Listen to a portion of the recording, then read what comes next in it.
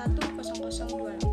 Perkenalkan, nama saya Prisma Kesya Gunawan dengan NBI 025. Halo, kenalin, nama aku Widya Anjarsari dengan NBI 48. Di sini saya akan menjelaskan perbedaan antara e-bisnis dan e-commerce. E-bisnis dapat didefinisikan sebagai penggunaan internet untuk jaringan dan memberdayakan proses bisnis.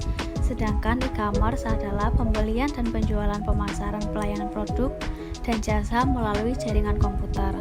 Berikutnya ada 4 dimensi e-bisnis. Yang pertama, what.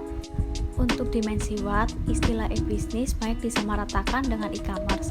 Sedangkan e-commerce sendiri memfokuskan pada aktivitas atau mekanisme transaksi secara elektronik. Sedangkan e-bisnis wilayahnya luas, interaksi perusahaan dengan pelanggannya atau mitra bisnisnya. Selanjutnya, dimensi who. Siapa saja dapat terlibat dalam e-bisnis?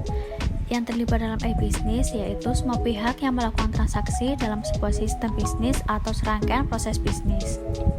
Selanjutnya, dimensi where, di mana saja selama pemilik yang berkepentingan memiliki fasilitas elektronik sebagai kanal akses. Dan yang terakhir, dimensi why. Dengan e-bisnis, perusahaan dapat melihat peluang dan jalan bisnis baru yang belum diketahui oleh masyarakat.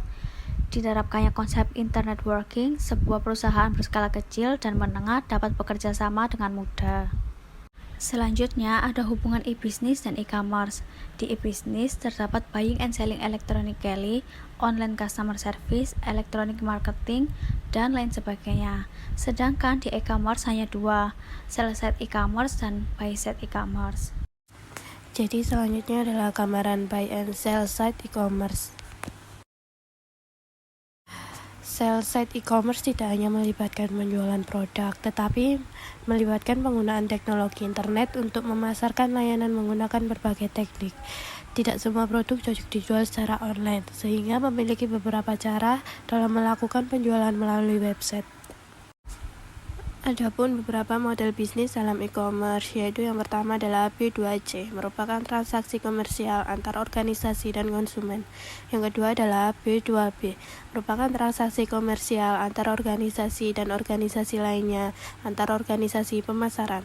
Yang ketiga adalah C2C, merupakan suatu informasi atau transaksi keuangan antara konsumen, tetapi biasanya dimediasi melalui situs bisnis.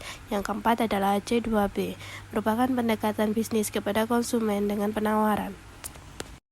Adapun beberapa manfaat e-commerce bagi perusahaan, yaitu yang pertama adalah jangkauan global, yang kedua adalah cost reduction, yang keempat perbaikan rantai pasok, yang keempat penambahan jam operasional, yang kelima adalah kustomisasi, yang keenam adalah model bisnis baru, ketujuh spesialisasi vendor, ke-8 kecepatan time to market, ke-9 biaya koordinasi yang rendah, 10 efisiensi pengadaan, 11 meningkatkan hubungan dengan konsumen, dan yang ke-12 adalah informasi up to date.